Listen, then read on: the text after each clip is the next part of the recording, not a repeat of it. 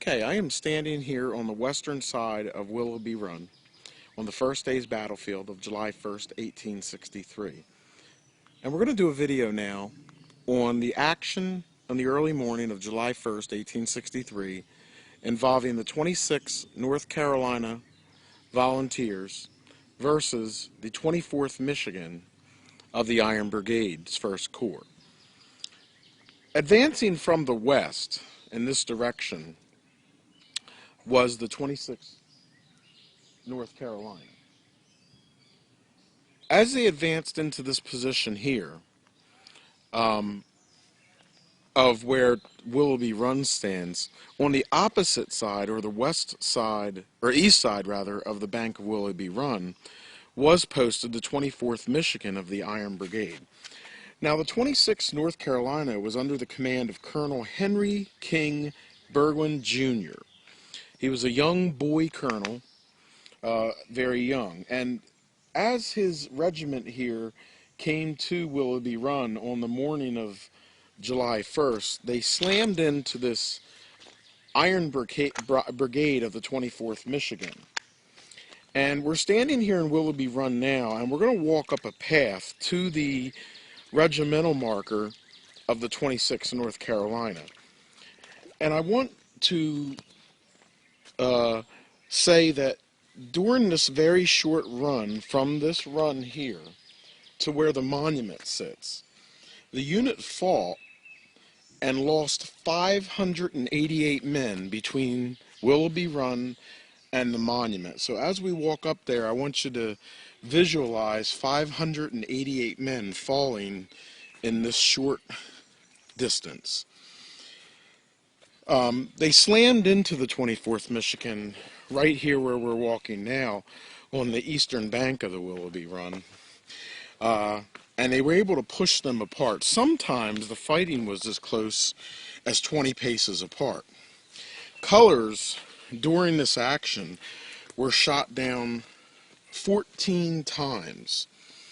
And Colonel Burgwin, during the battle, was shot and killed trying to grab the colors. Now, of course, the 26th North Carolina eventually pushed the Iron Brigade back in through the town.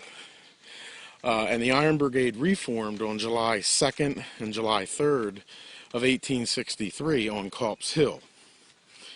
However, they were without their colonel, and their entire color company was shot down and killed.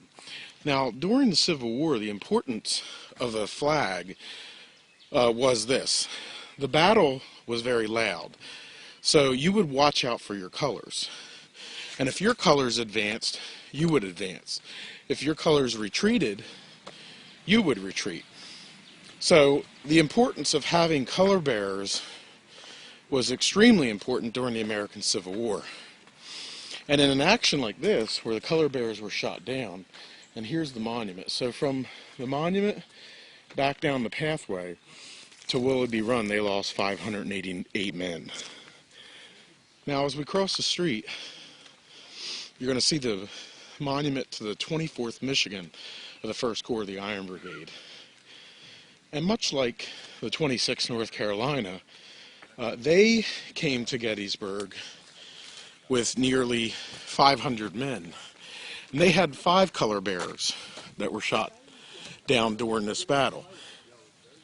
Because again, as they arrived on the field here in the forenoon of July 1st, they advanced to the screen in front of us, into the stream of Willoughby's Run, and they actually assisted in the capture of a large portion of Archer's Tennessee's brigade before being pushed back here by the 26th North Carolina. They went into action with 496 men, and 89 were killed, 218 wounded, and 56 were captured for total casualties of 363.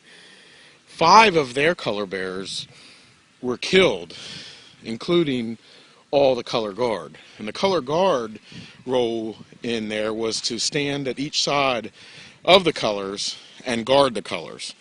And again, with an action like this, that you see between the 26th North Carolina fighting the 24th Michigan of the Iron Brigade, with the color companies and color bearers being shot down in a loud battle, not being able to hear commands. It did not allow the soldiers to know what was going on, because during the American Civil War, in a large battle like this, you watched your colors. If your colors advanced, you advanced. If your colors retreated, you retreated.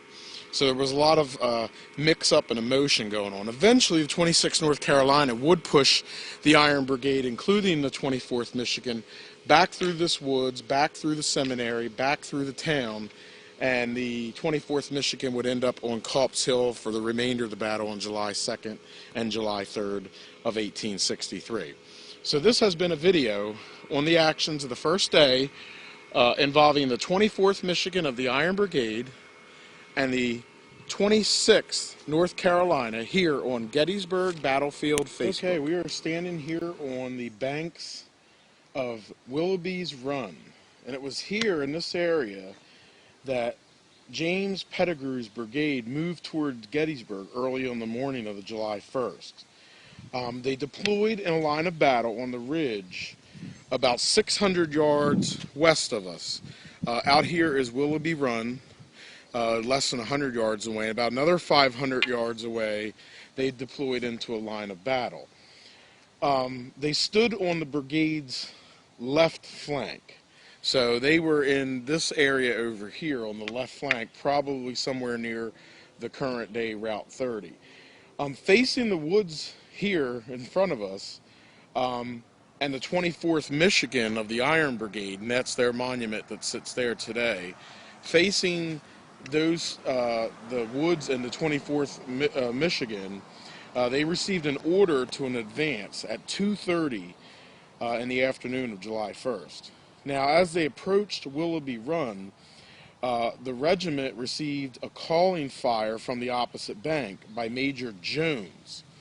He came to them and said that fighting was terrible, and the forces were pouring volleys into the regiment and incurred heavy losses.